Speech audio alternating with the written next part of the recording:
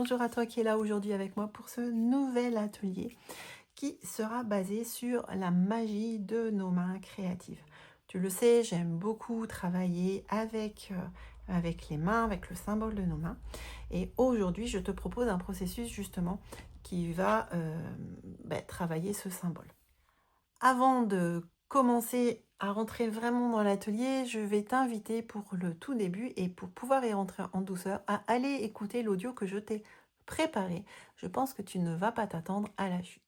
Je vous propose de vous installer confortablement et de fermer les yeux pendant que moi je vous fais cette petite lecture.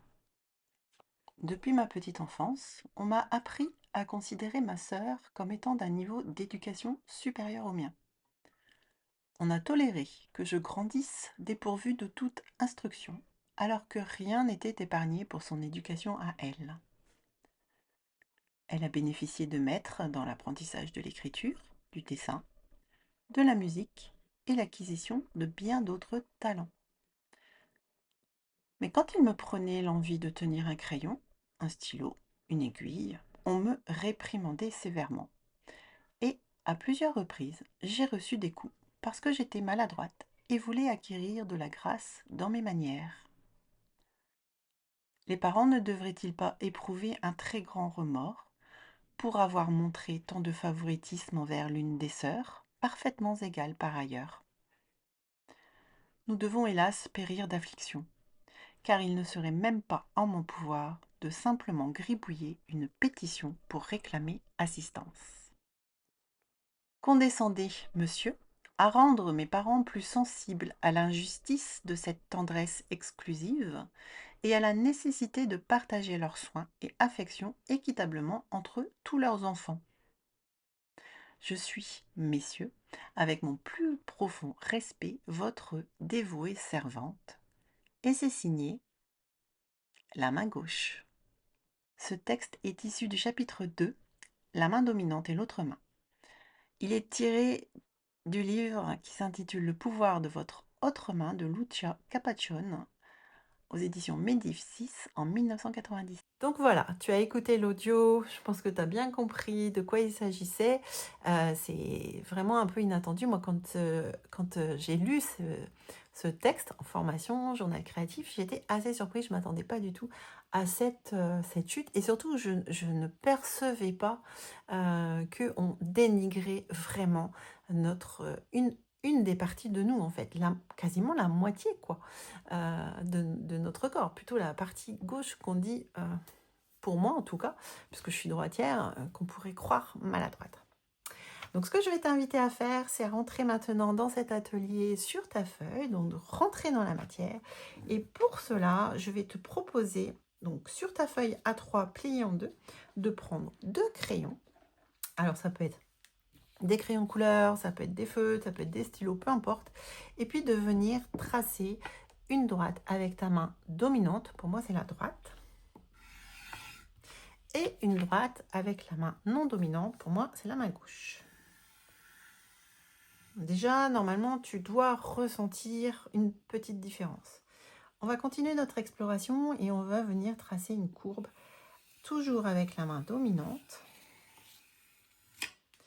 et avec la main non dominante. Là, je suis tout de suite un petit peu plus crispée, mais bon, ça va. Après, je commence à avoir l'habitude. Et puis là, pour vraiment se jouer, je t'invite à vraiment venir jouer avec ces fameuses lignes et ces fameuses lignes courbes. Je vais t'inviter à tracer des lignes neurographiques. Et si tu ne sais pas tracer des lignes neurographiques, pas de panique, je te montre tout de suite comment on peut faire. Donc on va continuer à prendre notre crayon de couleur, si ça te va, mais tu peux effectivement changer aussi. Et puis, une fois avec la main dominante et une fois avec la main non dominante, on va venir tracer une ligne neurographique. Et pour cela, on va placer une pièce. Alors, celle-ci, c'est une pièce de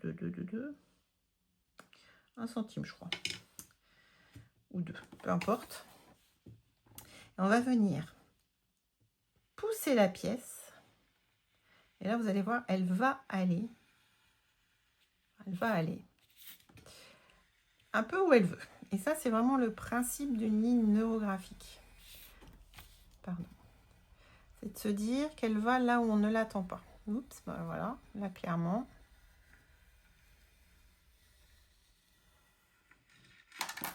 Donc ça, c'était avec ma main dominante. Et je t'invite à faire la même chose avec la main non dominante.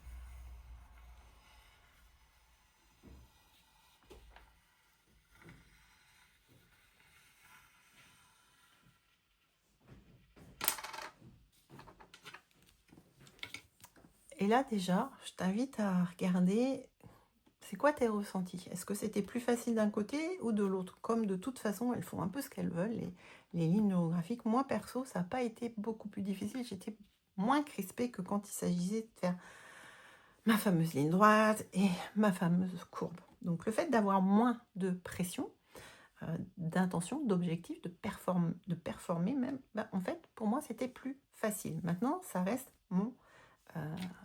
mon interprétation, moi. Tu peux faire d'autres lignes si tu as envie, mais moi, je vais t'inviter à passer à la suite. Pour passer à la suite, on va avoir besoin d'une image, donc d'une page de magazine. Alors moi, j'ai des grandes mains, donc il me faut quand même une grande image. Et puis cette image-là, elle me plaît assez. Peut-être que j'irai la mettre dans l'autre sens, je sais pas, mais je vais prendre cette image-là.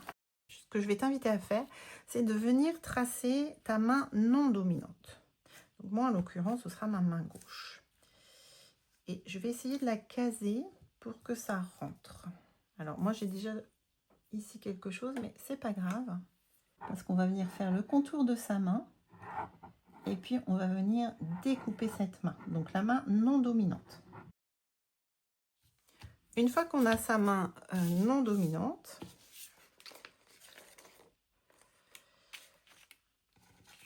ce que je vais t'inviter à faire, c'est à la placer. Alors, pouce vers le bas, puisque on va tracer le contour de nos mains, d'un côté comme de l'autre, de sorte de faire comme une coupe. Donc, je regarde et je vais la placer comme ça. Et je vais essayer qu'elle prenne quand même pas mal de place parce qu'après, on ira faire autre chose. Donc là, ce que je vais faire, hop,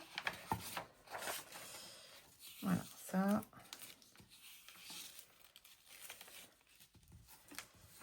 Et je viens bien mettre dans le pli de ma feuille. Et je viens tracer le contour de ma main. Donc là, c'est ma main gauche sur la feuille de droite. Et je fais bien attention de la mettre bien en face. Hop. Pour vraiment avoir cet effet de coupe.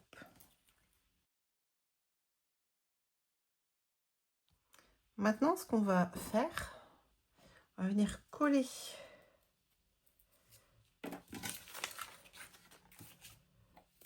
cette main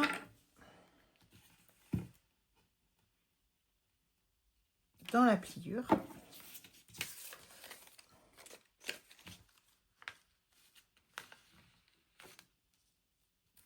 Voilà. De sorte qu'elle puisse voyager d'un côté comme de l'autre. Et puis là, on est parti pour une écriture donc en non linéaire à l'intérieur de notre main gauche, donc notre main dominante, avec comme déclencheur soit ma main gauche a envie de ou ma main droite a envie de. On va déjà aller explorer nos envies ou nos besoins. Et puis ensuite, on viendra sur l'autre partie pour y répondre. Donc moi, je ne vais pas faire l'exercice ici parce que c'est assez personnel, mais je vais quand même mettre le déclencheur. Donc, ma main gauche. envie. Alors, par exemple, je pourrais mettre ma main gauche a envie d'être célébrée au même titre que ma main droite. Et là, on va continuer en écriture non linéaire. Donc, on va faire le tour ici comme ça, une première fois. Et on peut continuer une deuxième fois pour vraiment tout écrire. Donc, moi, ça, je vais le faire hors caméra et je reviens juste après. Une fois qu'on est allé explorer ce dont avait envie ou ce dont avait besoin ma main non dominante, donc moi la main gauche, on va venir voir ce que la main dominante va pouvoir lui répondre. Et on va entamer pareil l'écriture non linéaire avec ma main droite lui répond. Et là, en fait, on va vraiment entamer comme un dialogue. On peut très bien écrire une phrase ici, lui répond. Et si on sent que la main gauche veut rajouter quelque chose, on repasse ici. On peut changer de couleur, de stylo, par exemple. Et on peut aller dialoguer comme ça, d'une main à l'autre, pour voir justement qu'est-ce qu'il y a à s'exprimer. Donc ça, moi, je vais le faire hors caméra parce que ça reste aussi très personnel. Je vais le faire en écriture, donc non linéaire et tricoté. Et je reviens juste après. Donc là, on a le temps, on peut prendre entre 2 et 10 minutes pour chaque main. Et après, c'est en fonction du temps que toi, tu as pour cet exercice. Alors, si c'est pas encore collé, c'est le moment. Et puis là, c'est aussi le moment de jouer avec ces fameuses mains et cette fameuse coupe. Qu'est-ce que ces deux mains ensemble ont à offrir, donc soit à t'offrir à toi, soit à offrir au monde. Et peut-être que l'image que tu as choisie peut te permettre d'orienter ta réflexion. Si ce que tu as écrit ici est encore lisible, je t'invite à relire et à sélectionner, prélever les mots qui sont importants, qui résonnent pour toi. Également ici. Si, comme moi, ce n'est pas lisible, eh bien, souviens-toi de ce que tu as écrit. Alors moi, j'ai écrit, par exemple, le mot équipe. Mes mains font équipe. Et puis, il y avait le mot lumière qui m'a beaucoup touchée.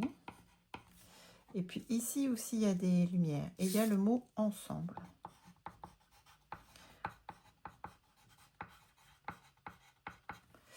Donc là, c'est vraiment, je joue avec cette fameuse main. J'accueille le message de mes mains. Je retrouve les mots. Il y avait aussi tri et ordre.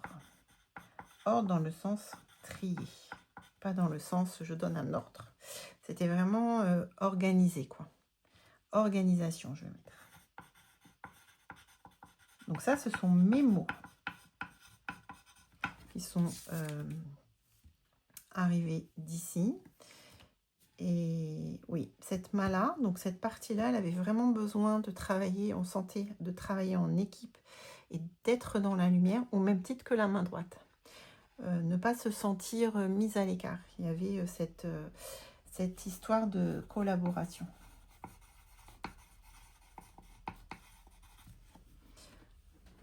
Et puis avec tous ces mots, peut-être essayer de trouver vraiment le message de ces mains, de ce processus. C'est quoi le message? Et là, on peut l'écrire. Moi, je trouve que c'est vraiment accueillir les collaborations pour rayonner. Ouais, je pense que c'est ça.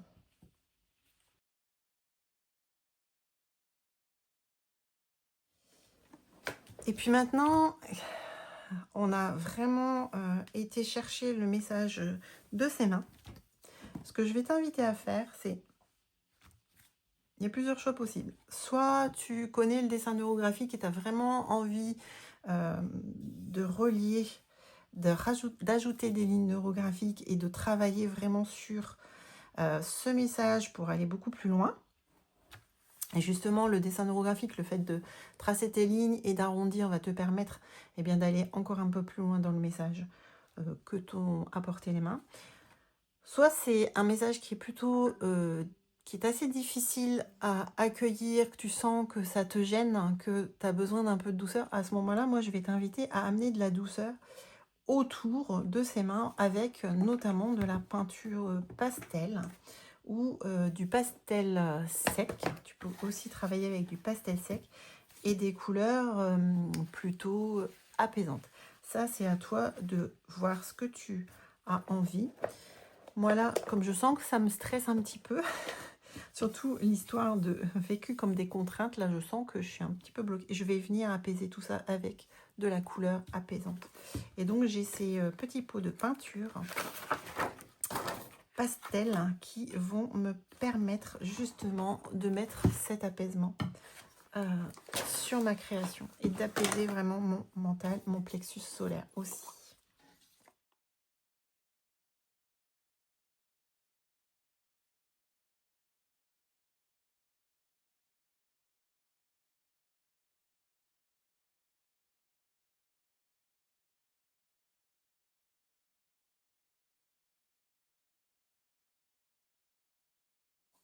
Est-ce que je me sens apaisée?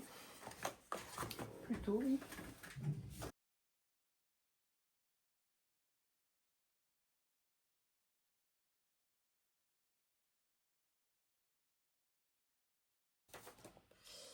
Et là, je me dis que j'ai vraiment un processus bien complet. Je suis allée chercher le message justement de cette main qu'on sollicite beaucoup moins. Donc peut-être que ça représente la partie de nous qui n'ose pas s'exprimer souvent parce que bah voilà, on se sent jugé, on se met des freins là où il n'y a pas forcément besoin. Et puis ensuite, on est allé justement dialoguer, explorer ce que la partie plus, plus sûre de nous, la partie qui a confiance en nous, avec toutes nos compétences. Qu'est-ce que justement on peut répondre à cette partie qui manque de confiance ou qui se sent jugée. Et puis, on est venu apaiser tout ça avec ces couleurs. Et puis ensuite, moi, j'ai rajouté ce petit bonus justement avec ce message puis qui était resté là, qui était un petit peu caché par eh bien, cette fameuse main où on avait choisi avec cette image-là. Mais derrière, il y a souvent des petites surprises. Voilà pour ce processus. J'espère qu'il t'aura permis d'aller justement dialoguer avec cette partie qu'on oublie forcément non, mais qu'on oublie parfois un peu. Et puis que ça te permet justement de reprendre un petit peu ton destin en main, que ça t'a permis d'avoir, d'initier soit une action, soit de mettre en lumière un message, comme un mantra que tu peux te répéter jour après jour. Moi, je te donne rendez-vous tout bientôt pour un prochain atelier, une prochaine séance. À tout bientôt!